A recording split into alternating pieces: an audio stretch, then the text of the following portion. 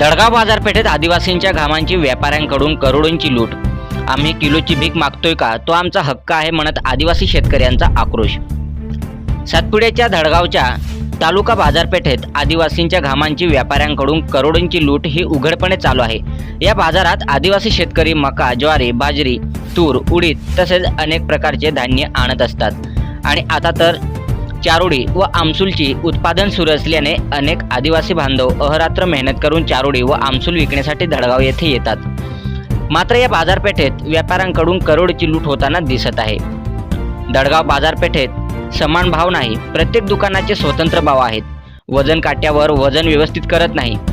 1 kilo 400 gram, 12 kilo 300 gram किंवा 10 kilo 450 gram असे वजन भरल्यास फक्त किलोचेच पैसे, वरच्या ग्रॅमचे पैसे दिले जात नाही। ग्रॅमचे पैसे मागितल्यास किलो भरत नाही, स्पष्टपणे व्यापाऱ्यांकडून उत्तर। भावनुसार 4 किलोचे एकूण पैसे 430 रुपये होत असेल तर फक्त 400 रुपयेच देणे।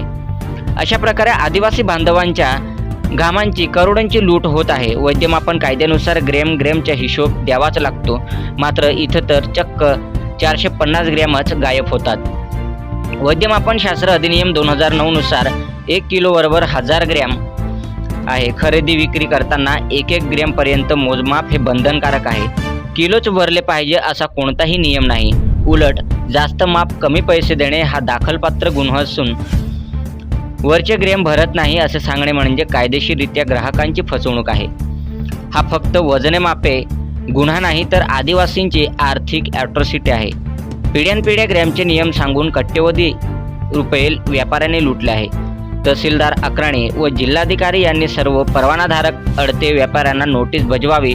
वैद्यमापन कायद्यानुसार संपूर्ण वजनांची किंमत देणे बंधनकारक आहे।